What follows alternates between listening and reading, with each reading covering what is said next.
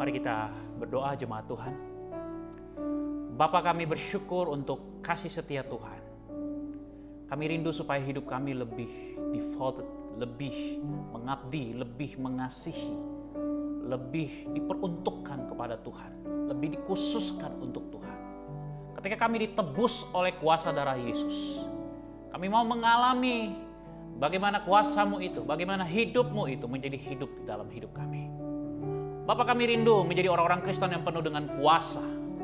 Kami rindu menjadi orang-orang Kristen yang karakter kami betul-betul orang lain bisa lihat ada Yesus di dalamnya. Oleh karena itu Tuhan, tidak ada cara lain selain kami harus duduk diam mendengarkan firman-Mu yang hidup. Tidak ada lagi cara lain untuk kami dapat bertumbuh seperti Kristus, kecuali hanya dengan kuasa firman yang membersihkan, yang membasuh, yang menguatkan, yang mengubahkan, yang menolong setiap kami. Sehingga kami betul-betul sungguh-sungguh Bapa, hidup kami ini benar-benar hidup untuk Kristus. Bapak, berkati hamba-Mu, berkati juga seluruh jemaat MBC, baik yang hadir sudah hadir secara onsite, maupun juga yang masih nonton secara di YouTube. Tuhan, berkati kami sama-sama. Kami tidak mau mengizinkan dan kami tidak membiarkan kuasa si jahat yang mencoba merampas kebenaran firman Tuhan. Kami hanya mengizinkan kuasa Tuhan untuk bekerja. Roh Kudus, tolong kehendak kami, sehingga kehendak kami ini digerakkan, dimampukan untuk dapat mengambil keputusan yang tepat, untuk dapat melakukan satu tindakan iman ketika kami merespon kebenaran firman Tuhan. Berkati semua kami Bapa. Demi nama Yesus Kristus kami siap mendengarkan sabda-Mu. Berfirmanlah Tuhan, dalam nama Tuhan Yesus. Amin, amin. Shalom Bapak Ibu Saudari. Selamat hari Minggu buat kita semua. Selamat datang, selamat beribadah juga yang di rumah. Senang sekali hari ini kita bersyukur karena kasih karunia Tuhan itu begitu besar dalam hidup kita ya. Saya juga bersyukur Bapak Ibu Saudari karena melewati dari minggu ke minggu, inilah minggu kedua ya kita sudah mulai ibadah kembali secara onsite ya.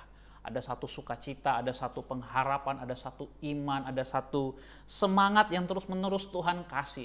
Nah, khususnya hari ini Bapak Ibu Saudari kita akan membahas satu bagian firman ya, dengan tema devoted to scripture ya. Bagaimana kita memahami nanti kebenaran firman Tuhan itu seharusnya itu bekerja dalam hidup kita. Nah, Bapak Ibu Saudari, firman Tuhan itu bukan hanya sekedar buku panduan ya. Saya mau tanya Bapak Ibu Saudari, kalau beli barang baru, ya permisi tanya, kalau beli barang baru, ya entah itu mobil baru, ya sepeda motor baru, ya atau barang apapun baru, biasanya di dalam box kotak waktu kita unboxing, betul ya?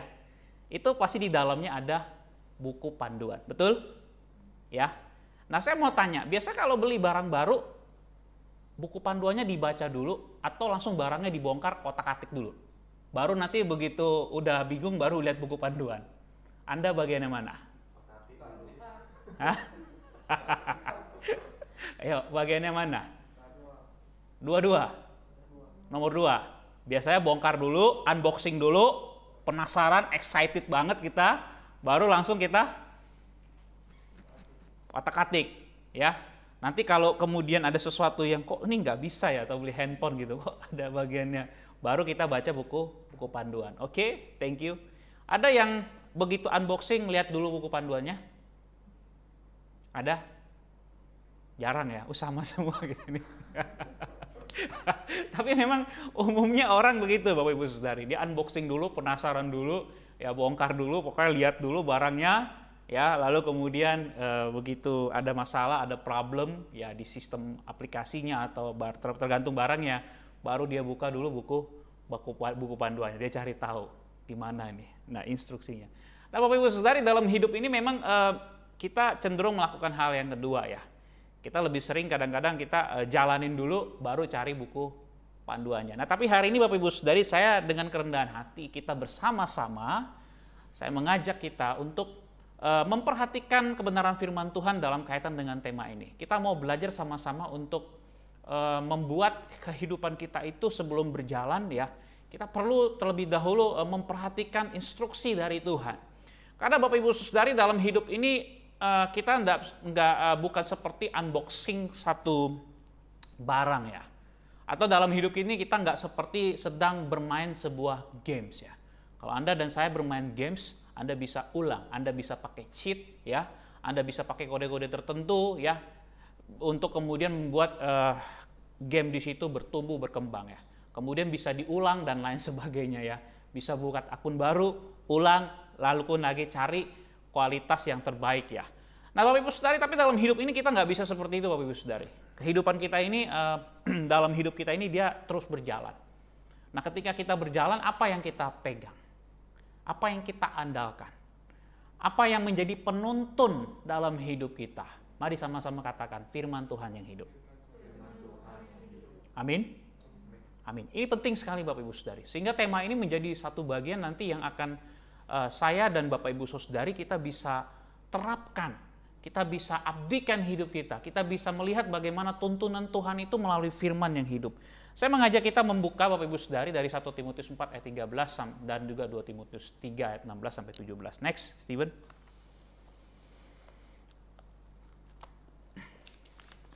Kita baca bersama-sama yang teks pertama 1 Timotius pasal 4 ayat 1 sampai 3. 2, 3. Sementara itu sampai aku datang, bertekunlah dalam membaca kitab-kitab suci, dalam membangun dan dalam mengajar. Berikutnya 2 Timotius 2, 3. Segala tulisan yang diilhamkan Allah memang bermanfaat untuk mengajar, untuk menyatakan kesalahan, untuk memperbaiki kelakuan, dan untuk mendidik orang dalam kebenaran. Dengan demikian, tiap-tiap manusia yang punya Allah diperlengkapkan untuk setiap perbuatan baik. Amin. Bapak Ibu Saudari yang dikasihi oleh Tuhan Yesus Kristus, Paulus itu seorang tipikal guru yang sangat disiplin. Karena dia punya latar belakang, background dari seorang Farisi dari golongan Hillel. Golongan Hillel ini adalah satu golongan yang sangat keras Bapak Ibu Saudari. Satu golongan yang memang sangat disiplin. Jadi kalau dia ngejalanin hukum Taurat tuh benar-benar saklek, tapi di kehidupan praktis juga dijalanin, bukan hanya secara teori.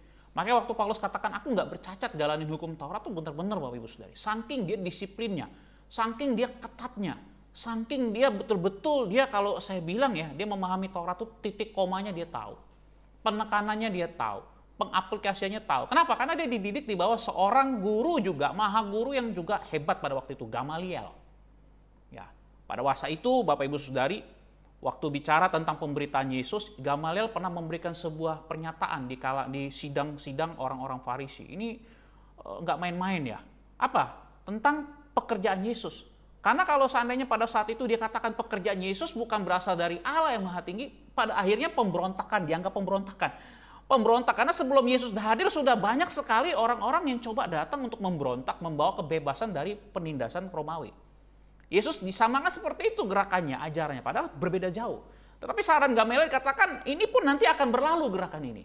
Tetapi Bapak Ibu Saudari, kalau kata Gamaliel, apa yang Yesus lakukan, Yesus ajarkan, yang murid-murid teruskan, kalau itu berasal dari yang Maha Tinggi, maka pengajaran Yesus itu tidak akan pernah berakhir. Dan terbukti sampai hari ini Bapak Ibu Saudari. Amin ya. Ya. Ini Gamaliel, dari mana hikmat itu? Dan memang Gamaliel sebagai seorang yang betul-betul punya kualifikasi, punya kualitas yang dahsyat dalam memahami firman, dalam memahami pada konteks itu hukum-hukum Taurat dan turunannya Bapak Ibu Saudari. Ya, ada turunannya lagi ya hukum Taurat itu. Ini banyak sekali Bapak Ibu Saudari. Nah, dia mendidik ya Paulus untuk betul-betul memahami hidup di dalam Taurat itu. Tidak main-main. Nah, oleh karena itu Bapak Ibu Saudari, cara yang sama juga Paulus lakukan kepada Timotius anak didiknya. Ya. Bagaimana Paulus juga sangat menekankan kepada Timotius tentang bagaimana supaya dia bertumbuh. Memang Timotius ini dari kecil udah kenal firman Bapak Ibu Saudari. Dia dari keluarga yang neneknya ya dan juga mamanya juga cukup ya mengasihi Tuhan, memahami betul kebenaran firman Tuhan. Dan Paulus mengingatkan kembali prinsip ini. Bagaimana dia harus bertumbuh untuk di dalam pelayanannya, di dalam kepribadiannya, di dalam kehidupan personal, kehidupan komunalnya, kehidupan pribadi, kehidupan bersamanya itu. dia perlu bertumbuh menerapkan nilai-nilai firman Tuhan secara praktis. Bahkan dikatakan perkataannya pun nggak boleh hambar. Perkataannya itu harus penuh dengan firman. Gimana perkataan kita bisa penuh dengan firman kalau nggak diisi di sini, betul nggak? Ya kan? Kalau nggak di-defaulted, ya, nggak diabdikan, nggak dipersembahkan, nggak betul-betul hidup itu ditujukan kepada kuasa firman, nggak akan mungkin. Apalagi sebagai seorang gembala, Timotius itu dia punya satu tugas, Bapak Ibu Saudara, dia melayani di kota Efesus. Itu jemaat di Efesus itu salah satu jemaat yang cukup mumet. Ya. Gimana dia mau mengembalakan jemaat di situ kalau Timotius sendiri nggak bertumbuh dalam firman? Nggak akan mungkin. Nggak akan mungkin. Oleh karena itu, Timotius diberikan satu pesan yang luar biasa. Supaya dia bertumbuh, ya, dia mengabdikan hidupnya, dia mempersembahkan hidupnya, dia menjadikan firman Tuhan itu sebagai penolong, penuntun, sebagai cara hidup, sebagai kehidupan yang menyatu dengan kehidupan dirinya secara pribadi. Dan ini penting sekali. Oleh karena itu Bapak Ibu Saudari, bagi Paulus, dia wariskan satu nilai-nilai rohani yang penting. Kehidupan oleh firman itu adalah sebagai satu gaya hidup, sebagai satu kebutuhan yang tidak boleh tidak dibaca. Oleh karena itu Paulus ingatkan kepada Timotius, lakukan itu. Dan inilah yang kunci, dan inilah yang Paulus alami Bapak Ibu Saudari. Itu sebabnya Paulus kuat Bapak Ibu Saudari melayani sampai terakhir dia dipotong, dipenggal oleh Kaisar Nero. Sebagai hukuman yang paling, ya, sebagai hukuman sebagai seorang keluarga keturunan Rom. Kalau mungkin Paulus bukan dari latar belakang keluarga Romawi, warga negara Romawi, pasti dia disalib. Seperti Petrus misalnya, ya, dia disalib Bapak Ibu Saudari ketika kota Roma dibakar. Tapi Paulus tidak. Tapi bagaimana cara matinya nggak masalah. Tetapi yang penting bagaimana kesetiaan mereka, setia sampai mati. Itu bisa terjadi karena memang Paulus dia hidup dalam firman. Ini kunci Bapak Ibu Saudari sehingga orang Kristen itu bisa kuat, bisa bertahan apapun yang terjadi dalam hidupnya. Karena memang ada kuasa yang dahsyat Bapak Ibu Saudari. Ada firman yang hidup. Firman ini yang menjadikan alam semesta ini. Firman ini yang menjadikan dunia kita ini.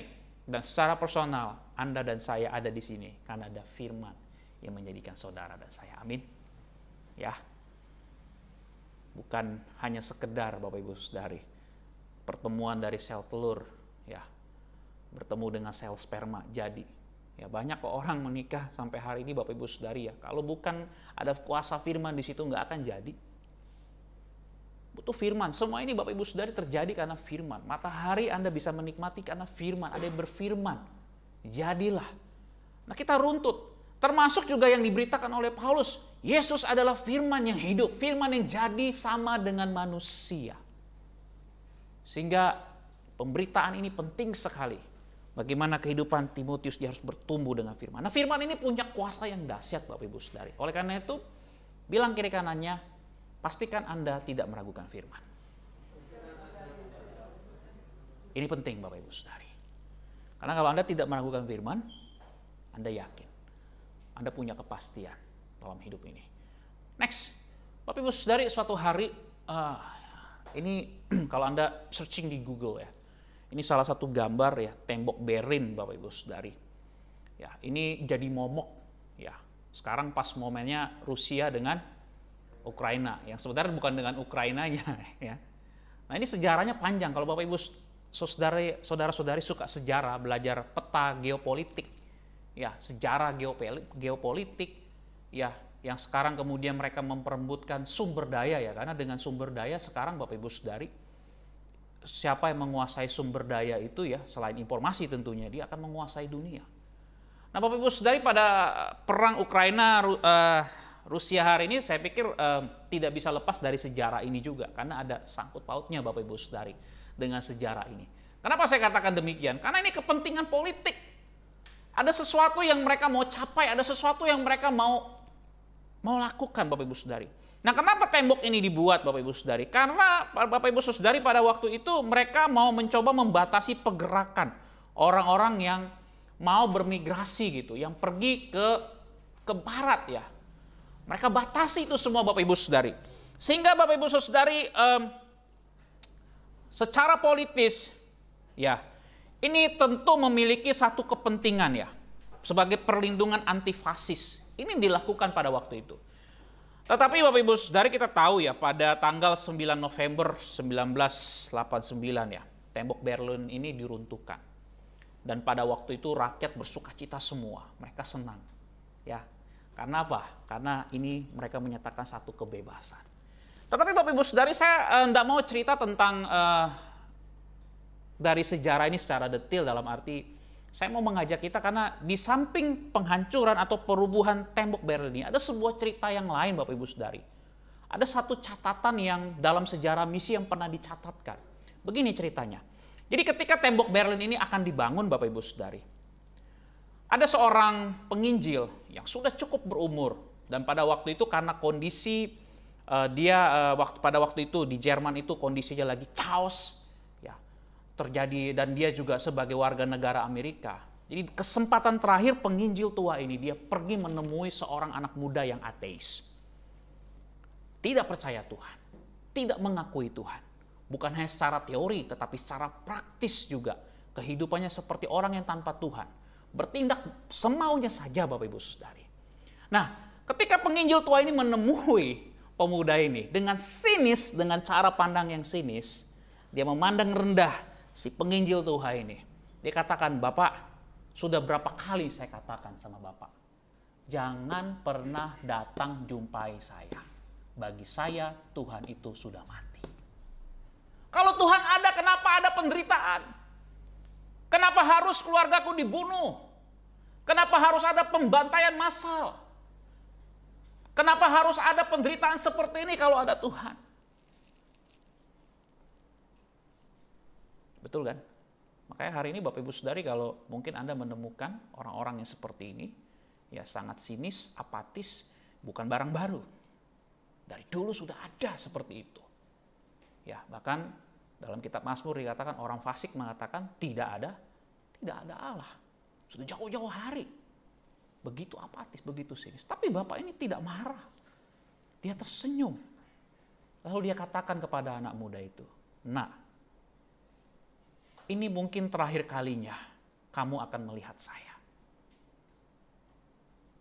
Senang dia. Oh, baguslah kalau gitu.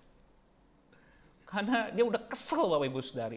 Ini orang ini udah berapa kali ditolak, datang lagi menginjil. Datang lagi menginjili. Datang lagi menginjili. Ya udah, terus mau ngapain Pak? Lalu Bapak itu mengeluarkan sebuah Alkitab. Lalu dia kasih ke pemuda ini. Ini adalah hadiah dari saya. Jangan ditolak. Terimalah. Terima. Kenang-kenangan saya terakhir. Dan saya mau berkata, firman Tuhan itu berkuasa. Suatu hari engkau akan mengalaminya. Saya permisi. Lalu Bapak itu pergi. Nah Bapak Ibu Saudari, waktu kemudian anak muda itu menerima Alkitab itu, dia buka depan, kok dia tulis namanya? Dia tulis alamat rumahnya di situ. Ini Bapak ini ngapain lah ini? Lalu dia sinis, dia masuk ke rumah, dia buang Alkitab itu. Ya, dia buang. Nah Bapak Ibu Saudari, nggak lama setelah itu Bapak Ibu Saudari, mulailah proyek pembangunan ya tembok ini. Ya, pada 13 Agustus 1961.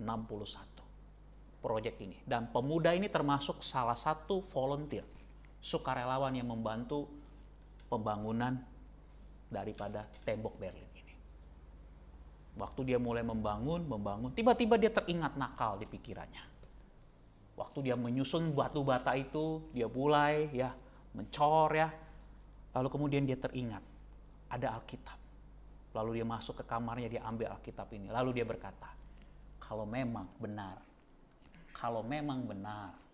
apa yang dikatakan Bapak itu, firman itu berkuasa. Dengan nada yang sinis. Dia taruh ya Alkitab itu, dia selipkan di dalam tembok itu. Di bagian tembok itu. Lalu dia cor, dia tutup. Sampai proses itu terjadi. Kalau memang benar firman Tuhan itu berkuasa, Dia hanya katakan itu. Dia masukkan di situ. Dia katakan Tuhan sudah mati, tidak ada Tuhan. Nah Bapak Ibu Saudari, itulah yang terjadi.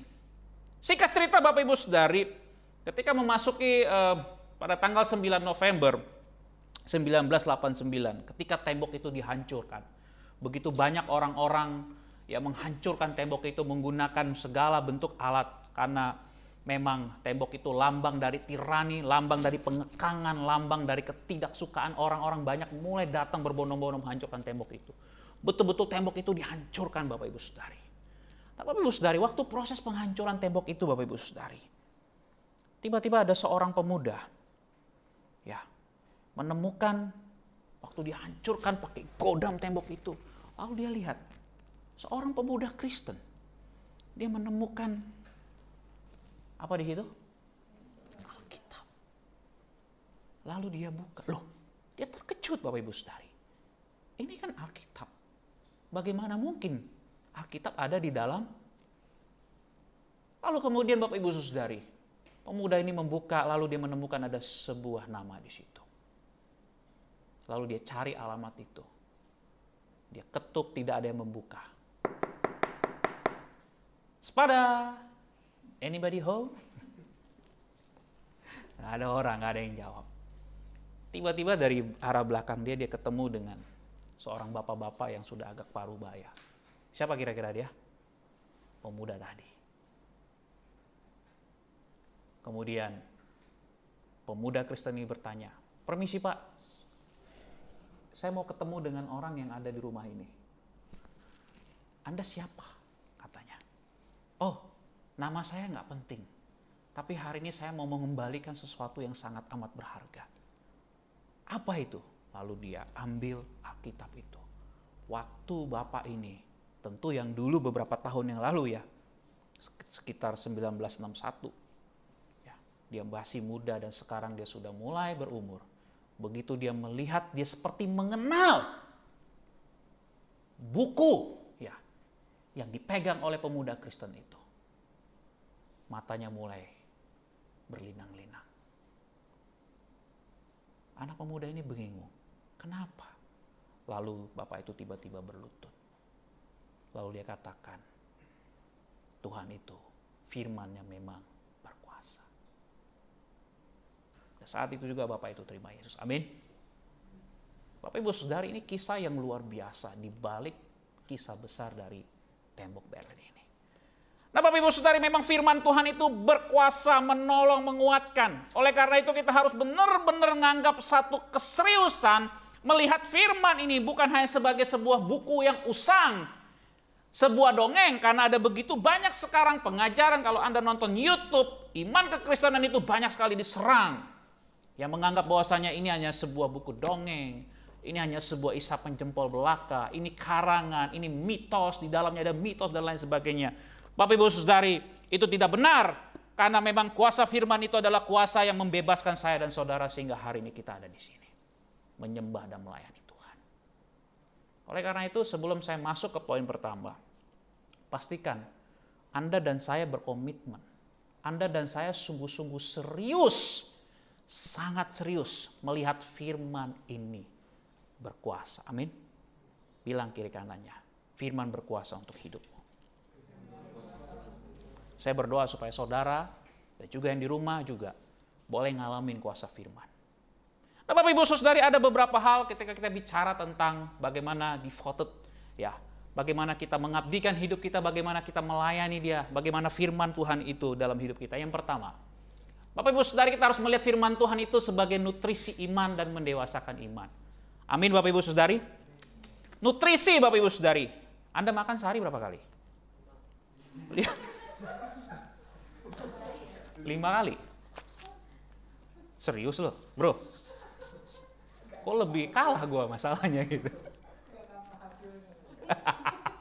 Lari kemana itu? Berbahagialah engkau yang makan 5 kali sehari tapi perutmu tidak maju. Boksu kalau makan sehari 5 kali ini udah maju kemana ini? Jadi mimbarin. Nggak butuh mimbar lagi. Bahagia kali ya. Makan apa? Cuma nanya nasi? Hah? Ayam. Ini dari tadi nyebut BPK terus, ya udah nanti selesai ibadah kita cari BPK lah ya. Jangan sebut BPK di sini. Ya, itu nanti logonya lain keluar. Hanya sekedar makan? Kita makan butuh apa sih? Iya, nutrisi. Pusing lah, pulang lah udahlah. Kayaknya anak SD lebih pinter ya. Ya iya, itu nutrisi itu kan vitamin, mineral, serat tumbuhan, air itu nutrisi semuanya. Ya, betul ya. Intinya kalau kita makan teman-teman, ya kita butuh nutrisi dalam hidup. Kita harus atur semua, kalorinya berapa, ya, lemaknya berapa, karbohidratnya berapa, ya supaya perut jangan makin maju. Ya, kita perlu atur semua, vitaminnya, ya, kita harus sesuaikan, harus kita lihat, harus kita ukur, ya. Misalnya vitamin juga apa yang kita butuhkan, apalagi di masa-masa pandemik nih, Bapak Ibu Saudari. Ya, kita butuh vitamin B, kompleks, vitamin C, ya. Kita butuh vitamin, kekurangan vitamin juga nggak bagus ya. Kelebihan juga nggak bagus ya. Kita butuh asupan yang cukup. Ya, tapi intinya adalah nutrisi itu sangat penting untuk tubuh kita. Ya, air juga, Bapak Ibu Saudari, 60% berat tubuh kita itu terbuat dari air. Kurang minum juga nggak bagus. Ya kan? Nggak bagus. Bapak Ibu Saudari, apapun ceritanya kita butuh nutrisi dalam hidup kita. Protein juga begitu. Ya. Khususnya kalau Anda mungkin menjalani pola hidup, misalnya Anda seorang suka nge-gym ya, khusus ya berolahraga, ya proteinnya juga harus dijaga, nggak boleh juga terlalu berlebihan dan lain sebagainya. Harus diatur lagi. Lemak juga begitu Bapak Ibu Saudari. Kita juga butuh lemak. Ya, lemak yang sehat, apalagi kalau Anda misalnya mau sangat sehat bisa beli alpukat, ya makan di rumah, ya tapi jangan pakai gula ya. Itu bagus sekali ya. Itu penting sekali. Intinya Bapak Ibu Saudari, tubuh kita ini kalau mau sehat kita butuh nutrisi. Ya, sama Bapak Ibu Saudari, hidup kita ini juga kalau mau sehat kita butuh nutrisi. Nah, firman Tuhan itu adalah nutrisi yang sangat lengkap dalam hidup kita. Dia menolong kita Bapak Ibu Saudari. Dia menguatkan hidup kita. Itu sebabnya Paulus bicara kepada Timotius bagaimana dia diajar, next. Ya, bagaimana nutrisi yang memberikan manfaat itu juga digambarkan tentang bagaimana kehidupan Timotius itu diajar. Dia dibimbing, dia dibesarkan melalui kuasa firman. Sehingga dia bisa bertumbuh, imannya bisa kuat Bapak Ibu Saudari. Paulus juga sebagai seorang hamba Allah, dia juga kenapa sih menurut Bapak Ibu Saudari dia bisa setia sampai mati? Tadi saya bahas di awal. Karena dia bertumbuh dari firman Bapak Ibu Saudari. Hari ini kita bersyukur loh, kekristenan kita nih nyaman. Kita bisa ibadah nggak dikejar-kejar. Betul ya? Kita nggak perlu menemukan lambang iktus. Kalau Anda tahu di Alkitab itu perjanjian baru itu, di Kisah Para Rasul itu ada satu lambang iktus, lambang ikan. Itu adalah satu simbol Bapak Ibu Saudari. Kalau Anda mau cari gereja, mau cari tempat orang bersekutu, ya itu harus ada lambang di situ. Kenapa? Karena orang nggak bisa leluasa. Dia pakai sandi rahasia, itulah iktus. Yang artinya Yesus Kristus Tuhan dan Juru Selamat. Dari bahasa Yunani. Itu lambang di mana kalau ada lambang iktus itu berarti di sekitar tempat itu ada persekutuan orang Kristen. Kita sekarang bisa leluasa ya Bapak Ibu Saudari menyembah Tuhan, meninggikan namanya. Ini luar biasa Bapak Ibu Saudari. Kita bisa bertumbuh dengan firman-Nya. Bahkan hari ini Bapak Ibu Saudari, firman Tuhan itu ya itu sudah ada. Kalau zaman saya Bapak Ibu Saudari, dulu saya masih ingatnya. Tapi ini cerita ya, kebanggaan. Saya dulu kalau setiap kali hari Minggu, saya selalu ini Alkitab udah lama banget nih. Ini dulu Alkitab saya waktu masih baru CD. Ya, besar ya. Ininya sih Alkitabnya nggak pernah ganti, tapi tempatnya ini udah beberapa kali ganti gitu. Jadi saya kemana-mana Bapak Ibu Saudari, saya bawa Alkitab. Ya puji Tuhan ya, saya nggak malu. Ke gereja gitu Minggu bawa Alkitab. Sekarang ada nggak ke gereja bawa Alkitab? Kayak gini. Boksu, udah nggak zamannya. Puji Tuhan ya. Nggak ada orang ngeliatin Anda kan, bawa Alkitab. Orang Kristen. Duduk di angkutan umum, orang begitu bawa ini. Dulu aku pernah ngalamin gitu, bawa Alkitab, duduk, orang ngindar gitu. Najis. Orang Kristen. Jadi kadang-kadang pikir, malu nggak ya? Malu nggak ya? Malu nggak ya? Gitu loh. Anda pernah nggak merasakan hal itu? Saya nggak tahu ya. Tapi saya pernah merasakan hal itu, Bapak Ibu Saudari. Memang beda zaman. Tapi Bapak Ibu Saudara, maksud saya sekarang kita ini dipermudah ya. Hari ini ada Alkitab di dalam HP Anda, HP saudara. Ya, mudah sekali. Nggak perlu main rahasia-rahasiaan. Kapanpun Anda bisa buka, bisa baca. Bahkan ada aplikasi yang mempermudah. Kalau dulu mungkin kita sulit. Maksud aku, Pak Pendeta, saya sulit, saya nggak ngerti nih artinya apa. Anda bisa download aplikasi penafsiran Alkitab. Bahkan Anda bisa belajar bahasa Ibrani, Yunani, online, gratis. Ya, Anda bisa cari tahu artinya apa bahasa aslinya.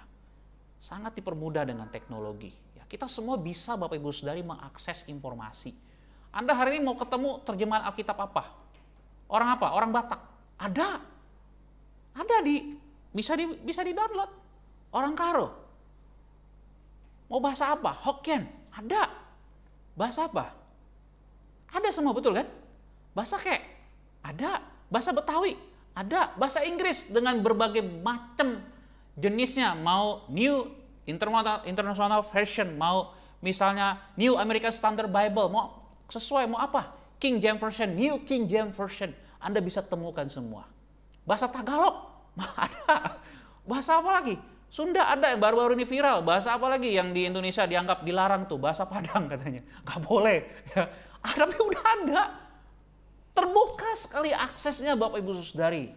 Hari ini Anda semua bisa temukan. Anda bisa pegang semua di gadget saudara, di handphone saudara. Anda tinggal download di Play Store. Sangat mudah begitu. Tapi pertanyaan Bapak Ibu Saudari, apakah Anda melihat itu sebagai nutrisi yang penting, yang bermanfaat untuk hidupmu dan hidupku? Itu pertanyaan yang sangat penting.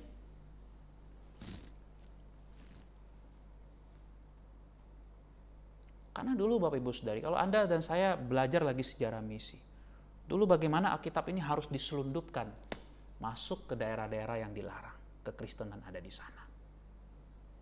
Bahkan dulu ketika ada di satu daerah di Tiongkok, saya ingat ya, tapi saya nggak tahu update-nya sekarang gimana. Saya ingat sekali dulu misionaris, salah satunya abang saya yang ada di Hong Kong, dia pernah menyelundupkan Alkitab. Yang betul-betul Alkitab ya, bukan Alkitab versi pemerintah. Itu berbeda, sudah diubah. Yang betul-betul Alkitab firman yang hidup. Dan demi menjaga kerahasiaan itu nggak dalam satu bentuk buku seperti ini Bapak Ibu Saudari. Itu dirobek-robek, bukan dirobek hancur ya, maksudnya dipisah-pisah. Jadi saya pegang Yohanes pasal 1, bawa Yohanes pasal 2, semu Yohanes pasal 3. Nanti dalam pertemuan kita ketemu, terus kita tukeran, ganti. Pak, sini dong pasal 2. Tukeran lagi. Kayak gitu Bapak Ibu Saudari. Anda bisa bayangin nggak sulitnya orang mendapat akses untuk bisa baca firman Allah yang hidup. Tapi mereka semangat menyembah Tuhan, mengasihi Tuhan, begitu haus. Karena mereka tahu firman Tuhan itu adalah nutrisi dalam hidup mereka. Mereka butuh. Minggu lalu kita udah belajar. Ini sekarang sesi kedua sebenarnya. Kita udah belajar, Pendeta Cliff bahas tentang haus akan Allah. Kita masuk ke dimensi kedua dari spiritual formation. Bagaimana kita bisa bertumbuh dalam firman. Anda haus nggak? Masih ada nggak kerinduan baca firman? Masih ada nggak mau baca? Masih ada nggak menghafal ayat? Masih ada nggak? Memang kadang-kadang Bapak Ibu Saudari, saya jujur, saya akui, saya kadang-kadang sebagai seorang teolog, pengajar juga kadang-kadang bisa bosan kok. Ini saya sudah tahu, tapi saya diingatkan lagi sama Tuhan, nggak boleh begitu. Kita baca firman tuh bukan hanya baca, apa sih yang membedakan kita baca firman dengan baca koran? Atau baca di media sosial? Tahu nggak yang membedakan apa? Ini, your soul, jiwamu, rohmu, itu harus dikasih makan. Kita baca firman bukan hanya sekedar ngisi pengetahuan Bapak Ibu Saudari. Oh, saya sudah tahu. Ya, cerita siapa? Daud tahu. Cerita Nabi Nathan tahu. Cerita Simpson tahu. Cerita apa lagi? Semua tahu. Mungkin Anda tahu, tapi pertanyaan apakah Anda dapat nggak rema dari cerita itu? Prinsip-prinsip dari nutrisi itu Anda jalankan nggak? Anda hidupi nggak? Itu yang lebih penting, Bapak Ibu Saudari. Saya khawatir jangan-jangan hari ini masa pandemik kita udah kehilangan lagi nih rasa ini. Ya. Bapak Ibu Saudari, rasa cinta Anda terhadap lawan jenis ya mungkin bisa berkurang berjalan dengan waktu. Apa yang membuat rasa itu tetap bertahan? Firman. Amin. Makanya seorang pria bisa komitmen kepada istrinya sampai hari tuanya. Firman yang hidup menjaga kualitas hubungan mereka. Benar nggak? Amin, bapak-bapak, calon bapak. Begitu juga dengan ibu-ibu, calon ibu, ya kan? Tetap komitmen terhadap suaminya. Sekalipun dulu mungkin suaminya ya ada tuh kan, kamu siapa, kamu siapa. Yang sering main TikTok tahu lah itu, ya kan? Tiba-tiba dulu dia, iya, gitu ya. Begitu udah menikah, tiba-tiba dia lagi ngupil, kamu sih. Ayo. Dulu waktu pacaran mau kentut tahan-tahan ya. Begitu udah menikah patput sana.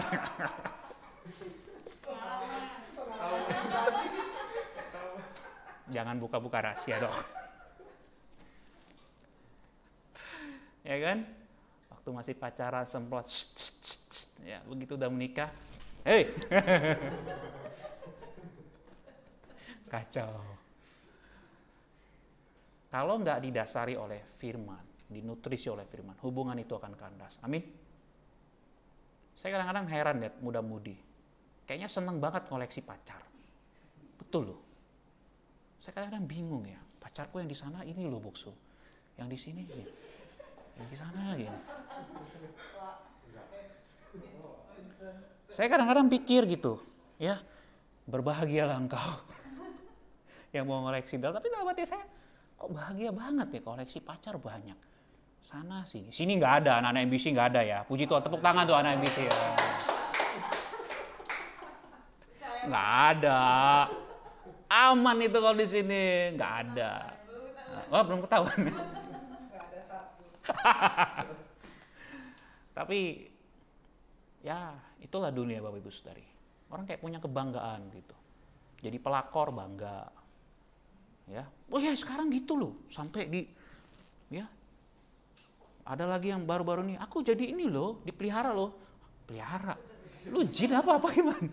Sugar daddy, wes, mah pusing, ya, buat TikTok, ya, sekarang nih, aduh Bapak Ibu Saudari, saya bilang zaman kita ini hancur karena nggak hidup ya dalam firman, ya, hewan aja tahu mana betina, mana jantan.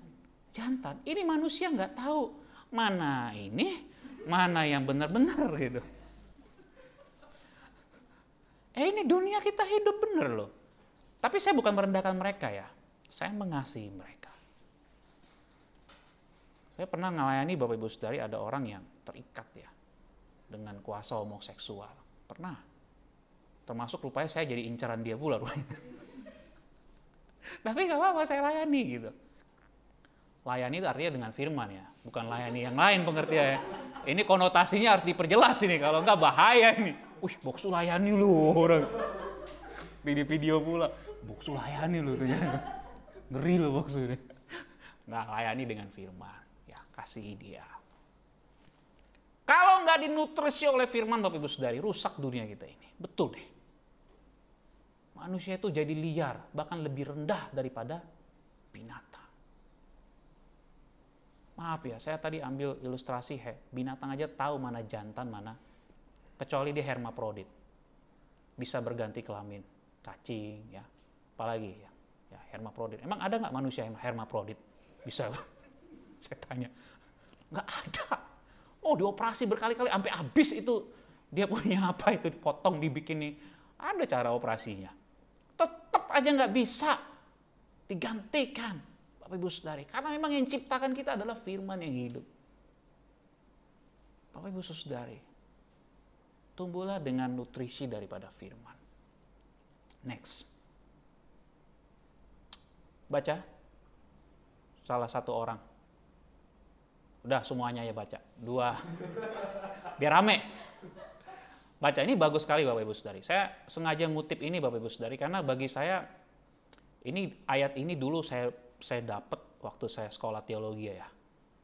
Jadi saya sebenarnya Bapak Ibu Saudari, saya bergumul sekali dengan banyak hal, termasuk juga kemampuan saya ya. Tapi waktu itu Tuhan bicara, apa sih? Siapa yang ciptain otak manusia? Siapa yang ciptain mulutmu? Siapa yang ciptain kemampuanmu? Siapa yang memberikan engkau kemampuan, talenta, karunia? Siapa sih yang buat semua itu?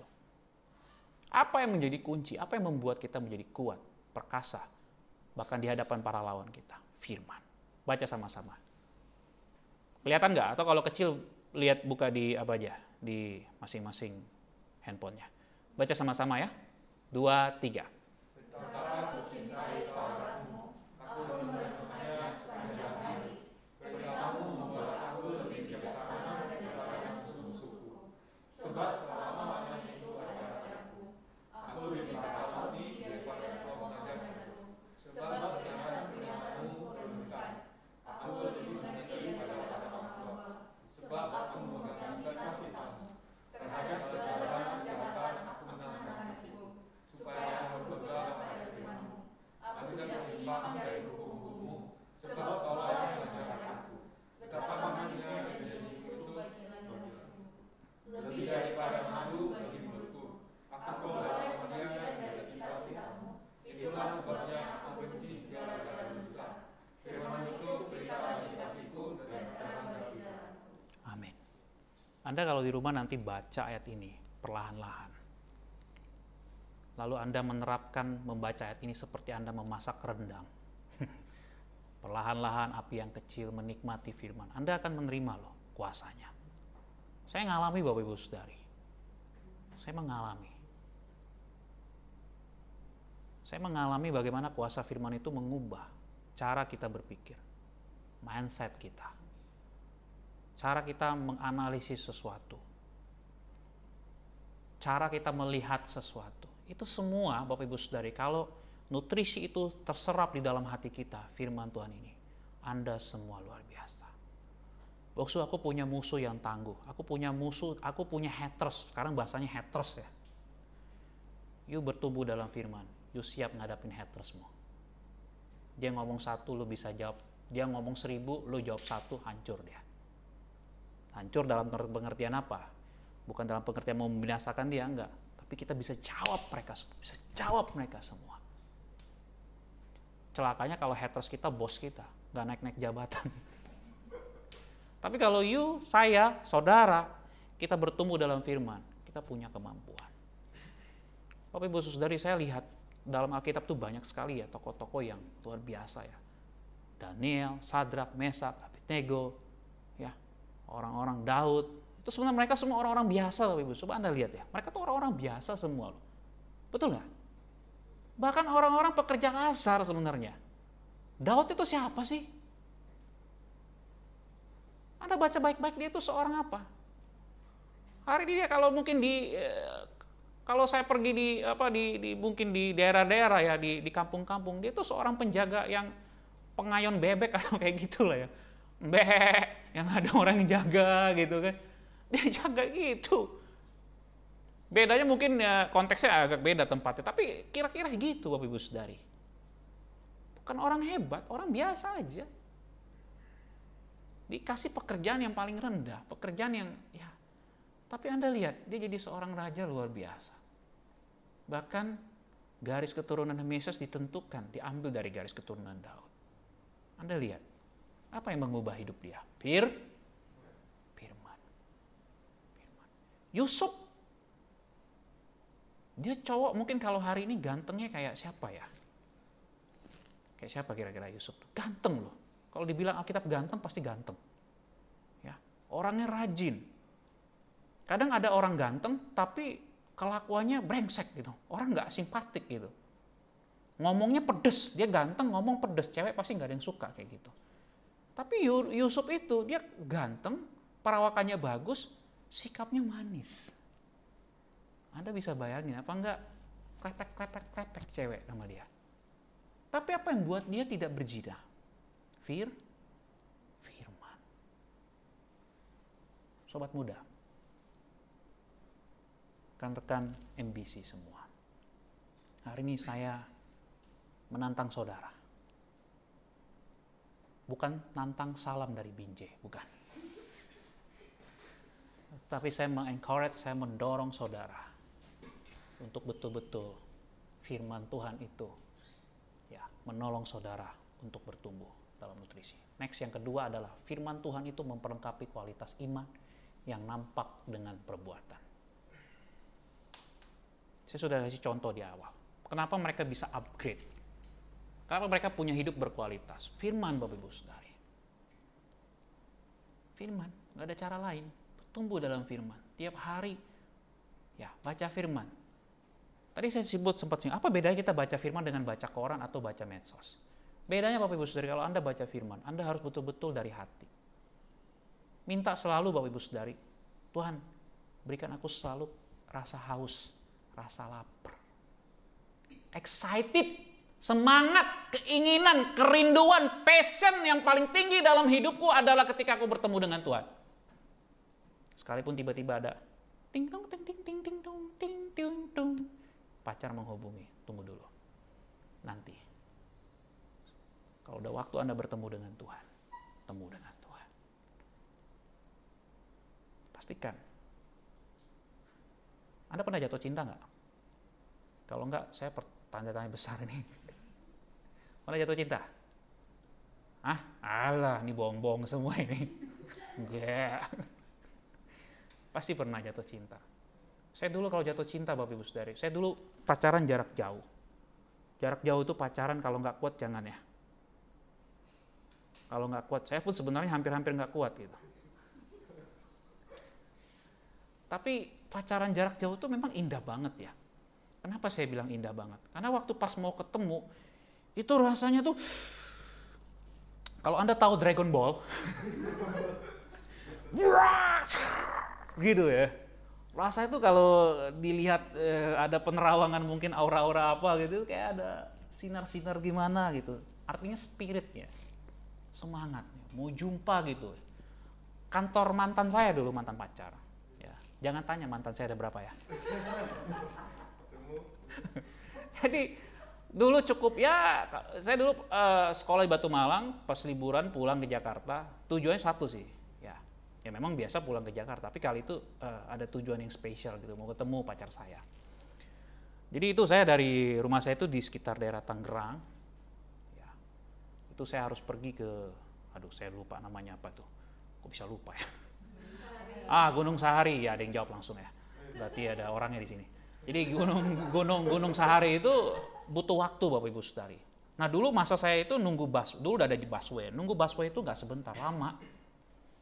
Itu bisa 30 menit, kadang 45 menit sampai 1 jam ya. Kadang-kadang saya sampai nggak sabar gitu. Lama banget nih nunggu busway-nya. Tapi karena saya semangat Bapak Ibu Saudari, saya jabanin. Orang Jakarta bilang saya jabanin ya. Saya lakukan gitu. Saya pergi. Waktu pertama mau ketemu sama dia, tahulah ya, itu rasanya tuh, karena beda loh. Kita jadian jarak jauh gitu. Jadian jarak jauh. Kalau mau cerita detailnya nanti setelah khotbah ya. Jadi kita jadian jarak jauh gitu. Tapi waktu mau ketemu gitu rasanya dari jauh aja itu mata langsung kayak radar itu udah tahu gitu. Oh ini dia. Sekalipun jalan malu-malu gitu kan, lihat-lihat gitu. Ya jalan pun ya itu ya biasa lah orang tahu lah yang pernah pacaran kan. Tapi intinya spiritnya itu semangatnya luar biasa Bapak Ibu Saudari. Ya. Nah Bapak Ibu Saudari, kita harus punya passion seperti ini. Sehingga kalau kita punya passion dalam firman yang begitu luar biasa, Anda pasti akan punya kualitas iman. Dan itu nampak dari perbuatan. Kelihatan. Yuk baca firman. Boksu kirim renungan firman. Langsung dibalas. Haleluya, amin Boksu. Puji Tuhan. Oh itu yang terjadi di grup MBC kita. Amin. Amin. Ya. Saya memperkatakan iman ini. Terima kasih Boksu, firman luar biasa. Saya mengalami kuasa firman Boksu, amin.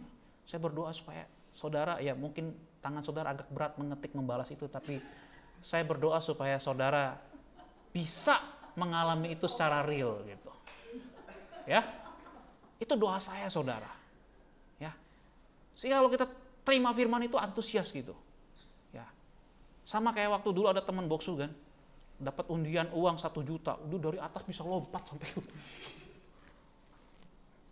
Tuhan kasih pengertian begini.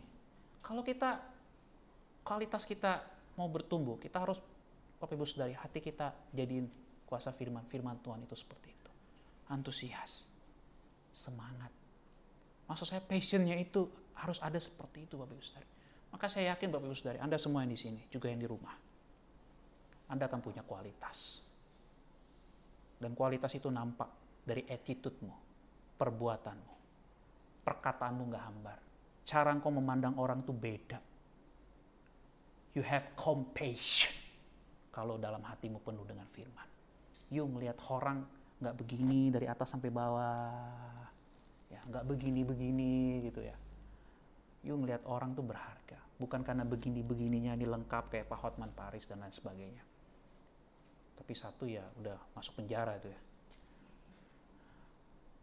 Kenapa? Firman. Lihat. Hati. Kualitas kelihatan. Kualitas akan kelihatan. Sehingga orang bisa berkata kepada saudara, nah ini baru orang Kristen. Saya kadang-kadang hati saya sedih. Apalagi kalau di medsos tuh rame kali. Hah? Orang Kristen toh? Hah? Langsung saya ingin ngumpet ya. Hah?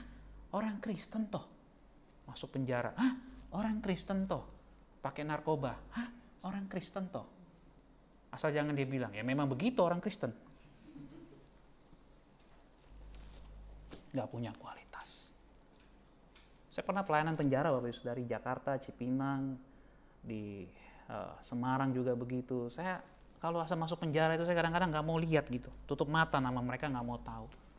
Ketemu nama Yohanes, kasus pembunuhan. Ketemu nama Maria, kasus apa? Menipu. Ketemu nama Tesalonika, kasus apa? Aduh macam-macam. Ada. Untung saya nggak mau pakai nama yang ada di sini.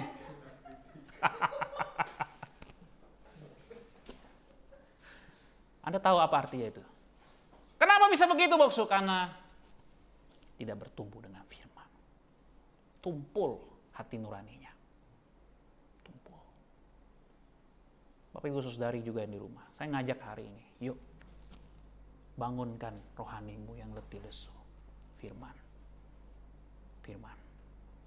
Saya tertarik apa yang ditawarkan oleh Petrus ketika dia melihat orang yang lumpuh. Emas dan perak tidak ada padaku. Tetapi demi nama Yesus Kristus bangkit dan berjalanlah. Kuasa firman. Hari ini saya pikir itu yang saya mau tawarkan Bapak Ibu Saudari. Saya selalu punya hati itu seperti itu ya, kerinduan. Makanya kami bangun rumah Cherry. Kita layani Bapak Ibu Saudari, sini ada beberapa anak pemuritan. Saya rindu supaya saudara bisa ngalamin itu. Kemarin kita waktu ke Kana juga saya senang gitu. Saya ketemu dengan abang tingkat saya juga, dia tetap masih konsisten ngajarin nilai-nilai itu, kelepasan. Ya, ini semua bicara tentang firman yang berkuasa. Amin. Saya ngajak kita berdoa. Yuk doa. Hari ini Tuhan bertanya, hatimu gimana? Engkau di mana? Kau masih rindu nggak firman? Atau engkau boleh hambar? Atau engkau boleh jauh dari Tuhan? Engkau berteriak pada Tuhan, jiwamu kering, jiwamu gundah gulana. Engkau nggak punya pegangan dalam hidup. Saya menawarkan ada firman Tuhan yang hidup. Engkau menghadapi musuh, engkau punya musuh, punya haters, firman akan menolong engkau. Engkau katakan kau bisa lebih bijaksana daripada orang-orang tua loh. Karena firman. Jalanmu gelap, engkau nggak tahu mau kemana. Hari ini saya menawarkan firman Tuhan yang hidup untuk menuntun setiap jalanmu. Juga yang di rumah Bapak Ibu Saudari, Anda sekalipun di rumah sedang menonton. Jangan biarkan momen ini, Anda harus merespon. Tuhan tunggu, jangan biarkan Yesus tunggu Anda terlalu lama. untuk merespon. Respon dia, katakan, Tuhan aku mau kembali diperbaharui. Tuhan aku mau kembali lagi baca firman. Tuhan aku mau kembali lagi sungguh-sungguh mengasihi Engkau. Tuhan aku mau kembali lagi sungguh-sungguh setia. Tuhan mengasihi saudara dan saya. Tuhan ingin saudara dan saya bertumbuh. Tuhan ingin saudara dan saya bertumbuh di dalam firman. Ambil waktu berdoa, saudara. Berebutlah. Pergunakan waktu ini untuk berebut. Untuk semangat, untuk nyatakan cintamu kepada Tuhan. Ambil waktu hening ini untuk kau menyatakan kepada Tuhan, Tuhan, aku mau lebih lagi mengasihi Engkau. Aku mau lebih lagi bertumbuh dalam firman. Jangan biarkan apapun menghalangi engkau. Ambil waktu ini untuk berdoa. Kalau engkau punya keterbatasan, Tuhan aku punya kesulitan untuk mengerti firman. Minta Tuhan Yesus. Aku bukan berdoa untuk saudara. Untuk semua. Mari kita berdoa, Bapa, kami berseru kepadamu. Engkau sangat mengasihi setiap kami. Kau peduli dengan hidup kami. Dalam nama Tuhan Yesus Kristus. Segala ikatan, segala hal yang menghalangi kami untuk bertumbuh daripada firman. Kami tolak semua halangan itu dalam nama Tuhan Yesus. Dari Nazaret. Nama di atas segala nama. Tolong setiap hati kami. Kalau ada setiap sobat MBC yang di sini maupun di rumah. Mengalami kesesakan. Kesulitan menemukan tujuan hidup. Bapa, oleh firman-Mu, Kau bicara. Terima kasih banyak Bapa. Engkau berkati kami semua. Kau tolong kami semua. Biarlah Roh Kudus menuntun, membimbing, membawa kami semua untuk bertumbuh dalam firman. Juga di dalam fellowship kami. Kami rindu Bapa. Kami terus mengasihi Engkau. Kami punya semangat, punya antusias untuk sama-sama bertumbuh dalam firman. Kami merindukan firman-Mu. Kami haus, kami lapar akan Engkau Bapa. Kami mau mencari. Dan Kau berkata orang yang mencari akan mendapatkan. Orang yang mengetuk pinggangnya pintu akan dibukakan. Orang yang bersungguh-sungguh, orang yang datang dengan hati yang hancur di hadapan-Mu Bapa tidak pernah Engkau pandang hina. Engkau mengasihi kami Bapa. Engkau mau supaya kami betul-betul bertumbuh oleh kuasa firman-Mu itu. Bawa kami Bapa ngalami kuasa firman-Mu seperti hamba-hambamu Yusuf. Seperti hamba-hambamu Daniel, Sadrak, Mesak, Abednego. Seperti hambamu Paulus hari ini. Seperti hambamu Timotius. Kami mau bertumbuh melalui nama kami masing-masing. Kami mau melihat, mengalami kuasa firman yang hidup itu. Oleh karena itu hari ini Bapak kami bersyukur. Kalau berdoa memberkati setiap saudara. Juga yang di rumah Bapak. Memberikan kami kesehatan, ketahanan, kekuatan. Berikan kami hikmat. Percaya dan hidup kami dalam nama Yesus. Terima kasih banyak. Kami bersyukur. Cuma Tuhan hari ini akan pulang. Tapi sebelum kau pulang, kau terimalah berkat Tuhan, percaya kepada Tuhan. Jangan andalkan dirimu sendiri. Jangan andalkan pengertianmu sendiri. Jangan andalkan kekuatanmu sendiri. Andalkan Tuhan dalam hidupmu. Biarkan firman Tuhan bekerja dalam hidup. Izinkan firman-Nya berkuasa, menguasai hidupmu. Percayalah kepada Tuhan Yesus. Kau pulanglah menerima berkat.